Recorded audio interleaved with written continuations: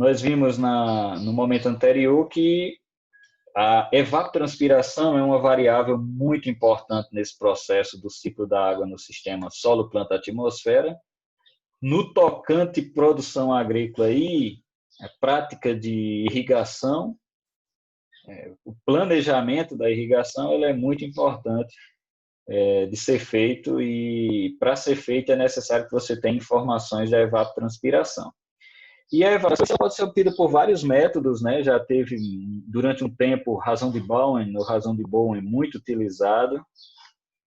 A variância turbulenta é muito utilizado hoje, mas é uma técnica cara. Então, o que é mais acessível hoje para o monitoramento da evapotranspiração com uma precisão muito boa é o balanço hídrico no solo, porque você tem ali, na escala de planta, o que está acontecendo em termos de disponibilidade de água. Então, com essa informação da evapotranspiração, pode-se planejar a aplicação de água por irrigação.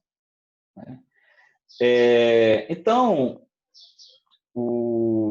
a forma operacional de se fazer a estimativa da evapotranspiração, muitas vezes, né, quando você não dispõe da parte experimental, então ainda é muito utilizado o método do coeficiente de cultura. Né? Quando você, lá na sua área, você tem uma estação meteorológica, que é mais barato, né? Mais fácil de você manter, né? O custo é baixo, e a cultura que você está cultivando, né? No caso, a planta que está sob análise, é uma cultura conhecida que você já tem um parâmetro dela, conhecido como coeficiente de cultura, né, o KC, que em inglês é Crop Coefficient.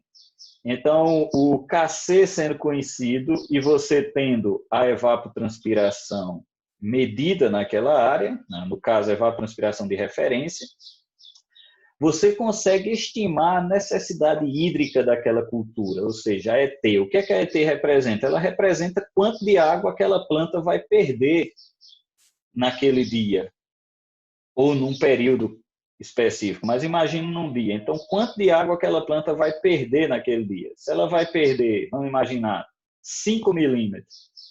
Se ela vai perder 5 milímetros, ela precisa ter pelo menos 5 milímetros de água disponível para ela poder suprir as necessidades dela. Senão, ela vai começar a perder mais água do que ela tem e ela entra em sistema de murcha. Né? Ela começa a murchar porque ela começa a perder água do tecido vegetal e ela entra em estresse. Então, nesse caso, o que é evapotranspiração de referência? Eu falei. Esse KC vai depender também. Pode dizer. Esse KC vai depender de como ela está. Se ela está ainda nascendo, se ela já está se desenvolvendo. E vai modificar mesmo dentro da cultura, não é isso? Eu vou mostrar agora aqui, ó. Isso aqui é uma famosa curva do KC, né? Coeficiente de cultivo, cultura. Esse é o KC padrão, né? Assim, o formato dele é mais ou menos esse para todas as culturas, né? Agrícolas. Né? Aquelas, lógico, tem culturas de ciclos mais curtos, de ciclos mais longos, mas esse é o ciclo padrão. Você tem um KC mais baixo, né? E esqueça a escala aqui, porque isso vai variar de cultura para cultura. Eu estou usando aqui um KC médio aqui.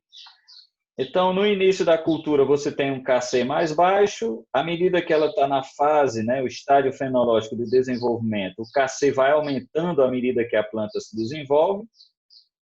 No meio da estação, que é quando ela começa a produzir o fruto, né, ela vai ter um KC mais ou menos constante, é o seu máximo. E depois que ela frutifica, que tem a colheita, né? Ou seja, você tem a formação do fruto propriamente dito, entra na fase final, que é quando a planta reduz o seu KC. A curva em si segue esse padrão. Inicial, desenvolvimento, produção de fruto ou grão, redução. É quando você vai ter, inclusive, período de colheita, se for necessário. Então, esse é um padrão que depende, né? Você vai ter o tempo aqui para cada um desses estádios, cada uma dessas. Tem definições diferentes, estádio, estágio, fase fenológica, então não quero entrar nesse detalhe, que não faz parte do nosso objeto de discussão aqui. Então, eu vou falar estádio ou estágio fenológico.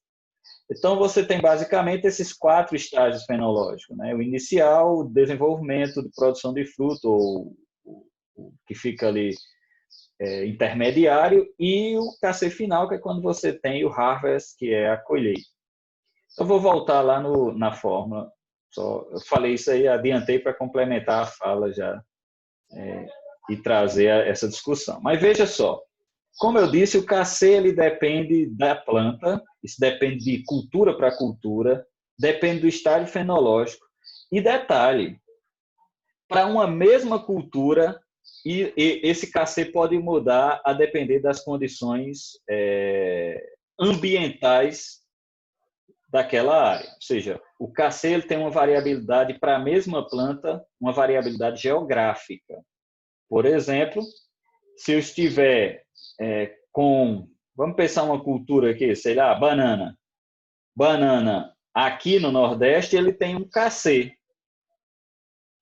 Se você vai para a Ásia, sei lá na Filipinas, por exemplo, é outro KC, mas é banana. E não só isso, o KC também depende da variedade.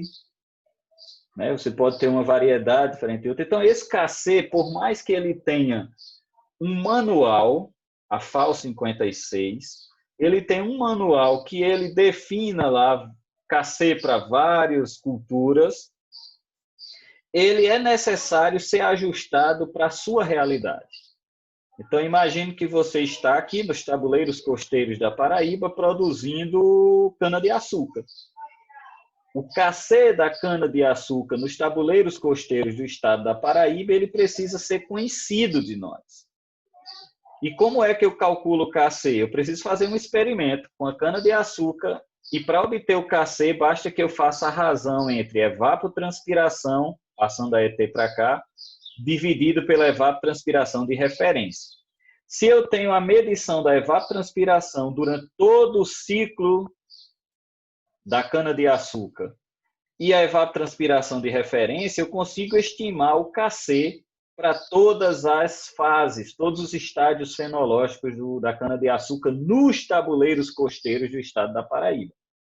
Eu posso fazer a mesma análise com a mesma variável, a mesma cultivar, aliás, variedade em um outro ambiente e encontrar um KC sensivelmente diferente daquele que eu encontrei nos tabuleiros costeiros. Por isso que o KC não é uma constante. Ele é uma variável que depende da cultura, que depende das condições climáticas, depende de vários fatores. E ele precisa ser conhecido. Agora, uma vez determinado para determinada cultura, sobre determinada região, você pode meio que usá-lo para os próximos plantios, desde que você mantenha pelo menos a mesma área e a mesma cultivar, né? A mesma cultura com as mesmas características. Aí ele pode ser utilizado. Caso contrário, você associa um erro ao KC. Então, veja só, esse KC ele nos ajuda muito, ele ajuda muito o produtor rural que vai trabalhar com... Ele ajuda o agrônomo, né, que vai definir a lâmina de irrigação a ser aplicada naquela região, porque o conhecimento do plantio, né, de qual estágio fenológico a planta está, e o conhecimento das variáveis meteorológicas, que é o caso da ET0, eu consigo estimar quanto de água aquela planta vai perder naquele dia por evapotranspiração, e com isso eu consigo suprir a necessidade dela. Eu mostrei na aula passada que a evapotranspiração ela é dependente de variáveis que envolvem a atmosfera e que envolve solo, né? E isso faz com que a obtenção da evapotranspiração de referência seja tão importante de ser medida, né? A ET0 é tão importante ser medida em áreas agrícolas, porque juntamente com o KC ela vai dizer qual é a demanda hídrica daquela cultura para aquele dia. Então, veja só. Então, se você tem evapotranspiração medida numa estação meteorológica, evapotranspiração de referência, e você tem o KC para aquele estádio fenológico, você consegue planejar quanto de água irrigar. Eu tenho uma experiência engraçada. Eu fiz um estudo para banana em Quixeré, no Ceará. Quixeré tem uma grande produção de banana para exportação. A banana de lá é toda para exportação, vai toda para, salvo engano, Ásia, Europa, mas é exportada. E eu tive a liberação de uma fazenda lá chamada Frutacor, e a Frutacor abriu as suas portas para a gente montar um experimento. A gente instalou uma estação meteorológica para a obtenção da evapotranspiração de referência e a gente mediu a ET. E aí, com a evapotranspiração de referência e a ET, a gente definiu o KC, né, o coeficiente de cultivo, da cana-de-açúcar, da banana, naquelas condições lá do Ceará. E o que a gente observou é que o produtor, né, a gente foi tomando essas medições e observando a prática deles lá. A gente observou que grande parte do ano o produtor ele coloca 2 vezes mais água do que a planta precisa. Aliás, ele coloca o que a planta precisa, ele coloca o dobro, né? Ele coloca o que a planta precisa mais outra quantidade daquela que vai se perder. Por que é que ele faz isso? Mesmo seguindo, tendo um agrônomo que está analisando, fazendo a lâmina de irrigação, porque ele quer garantir a produção e ele admite que a garantia da produção é colocar 2 vezes o valor que a planta precisa, porque isso faz com que você tenha a menor possibilidade de errar. Isso é uma estratégia dele, beleza, mas naquele momento ele não pagava pela água que ele estava usando na irrigação. Ele furou poços, né? Furou diferentes poços e extraía água do lençol freático. Depois, aquela região, o Comitê de Bacia começou a cobrar. Eu acredito que hoje ele não está usando a mesma estratégia para garantir, mas ele tem um sistema de irrigação muito eficiente, que é subsuperficial, né? O sistema de gotejamento lá na zona radicular. Ele tentava otimizar a melhor forma, mas tinha essa questão de colocar até 2 vezes o que a planta precisava de água, que era um desperdício de água, né? Porque você tinha a evapotranspiração elevada com relação ao que a planta de fato precisava. Então, ele tinha uma contribuição de perda de água por evaporação bastante considerável. Então, nesse caso, o KC é muito importante no planejamento da irrigação em áreas de produção agrícola. Então, já falei, né, tem os estádios inicial, de desenvolvimento vegetativo, médio e final lá da planta, né, desde a maturação, a produção, a colheita do fruto. E aqui está meio que representado cada um deles para a soja, né? Você tem estágio inicial, a emergência, né? A planta emergiu, cobrindo muito pouco do solo. Aqui você tem estágio de desenvolvimento, que chega a cobrir quase que totalmente o solo.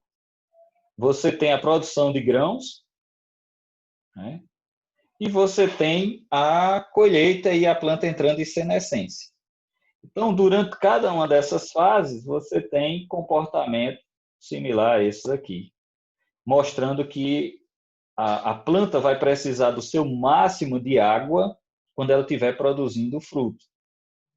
No estágio inicial, ela não precisa de tanta água, mas no estágio de desenvolvimento, sim, porque ela está crescendo, então ela está aumentando a biomassa, ela aumenta a evapotranspiração e, consequentemente, precisa de água para isso.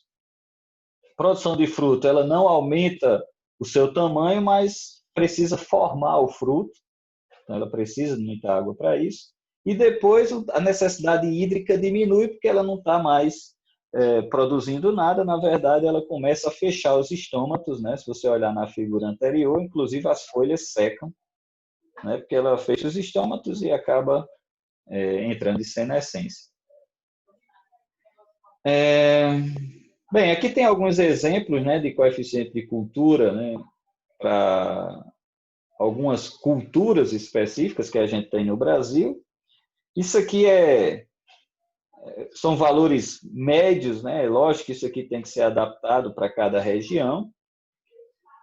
Você tem milho, você tem feijão, algodão e etc. Você vê que algodão, soja tem uma alta demanda, né? Um KC alto, né? Quando você está na parte de produção de fruto. Tomate também precisa de muita água. E arroz é aquele que tem um grande KC.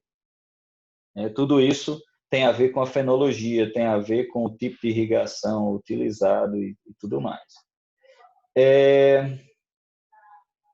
Bem, uma outra forma de definir, de ter um entendimento de quanto de água a planta vai precisar, é você trabalhar com o graus dias de desenvolvimento, né? que é uma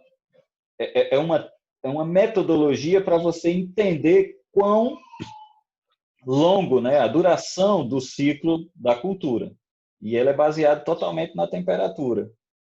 Ele vai pegar a temperatura máxima diária e a mínima diária e pegar a temperatura basal da planta. O que é temperatura basal? É aquela temperatura limite em que, se ela estiver abaixo daquele valor, a planta não consegue se desenvolver, porque ela não consegue converter a energia que ela recebeu em biomassa para crescer. Então, você precisa observar a variação de temperatura diária, por isso que algumas culturas só são plantadas em determinada época do ano, porque ela vai ter o limite de desenvolvimento dado pela temperatura basal. Se a temperatura do ar estiver abaixo daquela temperatura basal, a temperatura que a planta necessita para se desenvolver, não adianta plantar, porque ela não vai se desenvolver. Então, essa é mais uma resposta fisiológica da planta à mudança de temperatura. Então, é muito utilizado, né, os graus dias, né, muito para entender o ciclo da cultura, e com isso você tem uma ideia de quanto de irrigação você vai precisar.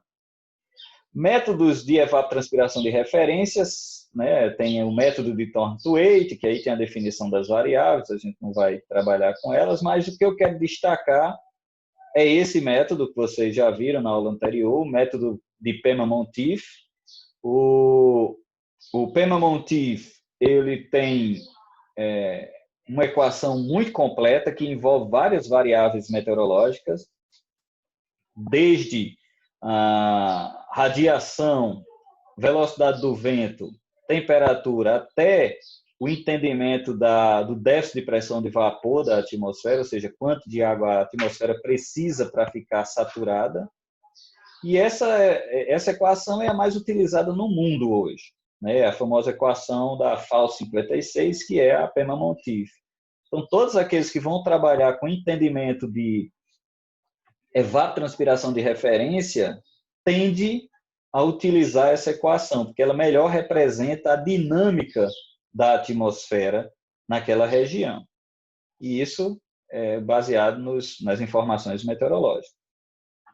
E é essa evapotranspiração de referência que dá base para o planejamento da irrigação, porque você vai ter evapotranspiração de referência, você sabe quanto a atmosfera está precisando de água naquele dia e quanto a planta tende a oferecer por causa do estágio fenológico. Então, baseado nisso, você vai saber a necessidade de água para ser oferecida por irrigação para a cultura. Eu coloquei um exemplo aqui, mas vocês não se preocupem não, que esse exemplo vocês não precisam fazer. Eu só coloquei aqui porque estava nos slides, eu não quis deletar. Okay? E produção agrícola, né? A gente vinha falando de uso de água na produção agrícola e como é que hoje em dia tem sido muito tratado a questão de produtividade das culturas agrícolas. Existe uma diferença entre produção e produtividade. Né? Produção, na verdade, ele se refere àquela quantidade total, né, produzida por uma determinada cultura. E você pode representar de várias formas. Você pode dizer quantos sacos, quantas toneladas, quantos quilos foram produzidos. E produtividade tem a ver com aquela produção pela área plantada. Então, eu posso dizer, esse ano eu produzi 50 sacas de milho. Beleza, essa foi a tua produção. Mas qual foi a produtividade da tua área? Bem, quando eu falo por área plantada, aí eu me refiro à produtividade, que eu vou saber quanto eu produzi naquela área em questão. Então, em geral, se usa as expressões sacas por hectare, quilograma por hectare, etc, etc, etc. Nos Estados Unidos costuma-se usar uma unidade chamada bushels, né, que tem a ver, também é utilizado para produtividade. Então, a produtividade ela vai mostrar o desempenho do teu sistema de produção. Se você consegue melhorar a produtividade, ou seja, se você consegue produzir mais na mesma área plantada, essa é a situação ideal. Ou seja, você está avançando com ganho de produtividade. Isso é o sonho de qualquer produtor, não precisar aumentar a sua área, porque aumentar a sua área requer despesa, né? Requer uma área maior para irrigar, requer uma área maior para cuidar, requer tudo mais. Então, se você conseguir aumentar a produção sem aumentar a área, você conseguiu o que nós chamamos de produtividade. E hoje em dia a genética entra muito forte nisso, né? Tem o melhoramento genético, o desenvolvimento de novas cultivares, são tudo estratégias tecnológicas e científicas para você ter melhor produtividade, né? Conseguir produzir mais em uma determinada área explorada. E aí tem a relação entre produtividade de cultura e uso de água, ou seja, qual é a eficiência, né, do uso da água de fato? Será que eu consigo produzir mais com menos água ou produzir a mesma coisa com menos água? Isso é importante. E aí eu tenho que fazer essa relação entre a minha produtividade e a quantidade de água aplicada ao sistema. Então, isso é feito também levando em consideração a evapotranspiração naquela região. E aí, lógico, tem o fator resposta dessa produtividade de uma área, né? E esse que chama muito de KY. Esse fator ele é específico da cultura, ele varia ao longo do ano, né? Depende muito, mas são fatores que são muito levados em consideração, né? Como o nosso curso não é um curso de agronomia, nem de engenharia agrícola, eu não estou focando nessas questões, eu não estou focando nessas questões da produtividade.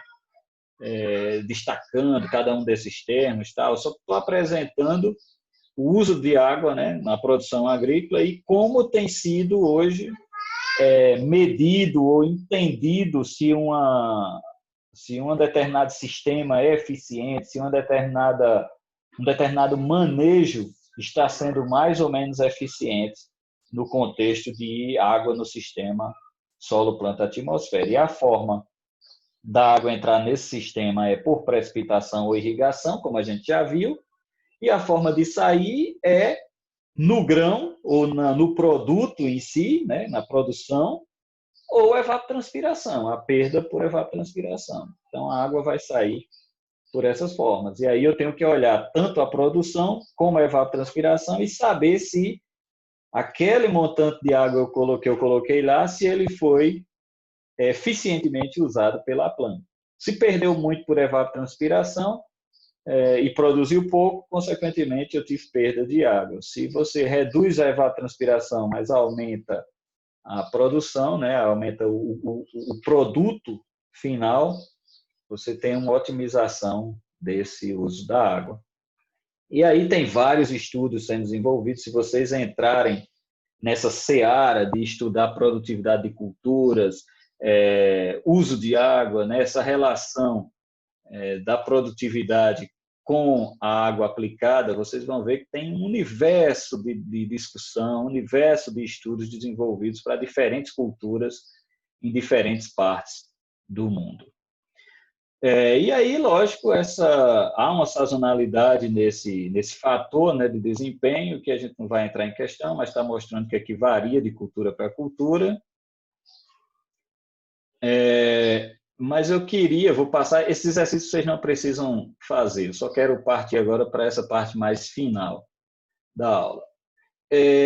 Água na produção agrícola, quais os cenários futuros, né? Então, do ponto de vista sociais, né, a gente precisa aumentar as áreas, com isso tem uma demanda maior por água, né, com esse aumento da população e a demanda por alimentos.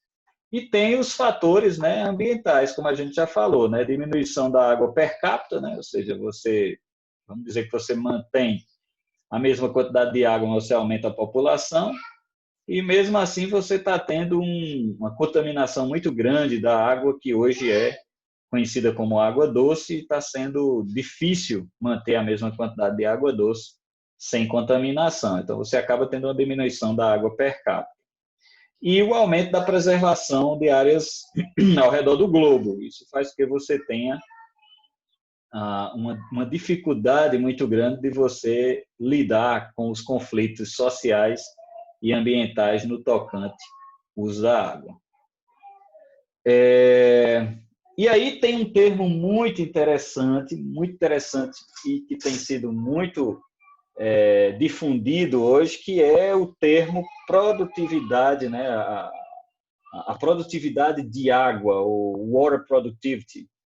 Né? A produtividade de água, ele faz exatamente essa relação entre a produção da cultura e a ET, ou seja, entre a produtividade da cultura, quanto a cultura conseguiu produzir por unidade diária, e a ET, ou seja, o consumo hídrico daquela cultura. Isso vai te dizer qual a produtividade de água daquela cultura, quanto efetiva é aquela cultura para transformar a água que ela recebeu em produto, em produção agrícola.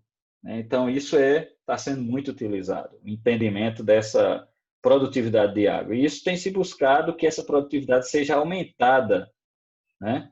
Que você tenha mais produtividade e menos evapotranspiração. Isso faz com que você tenha a produtividade de água melhorada, e isso faz com que você consiga abastecer ou fornecer mais alimentos consumindo menos água. Esse é o cenário ideal, que a gente consiga avançar nessa direção, porque os conflitos vão acontecer de forma muito intensa por água. Tanto conflito por dessedentação, né, para beber, tanto o ser humano como animal, né, aliás, os animais como um todo,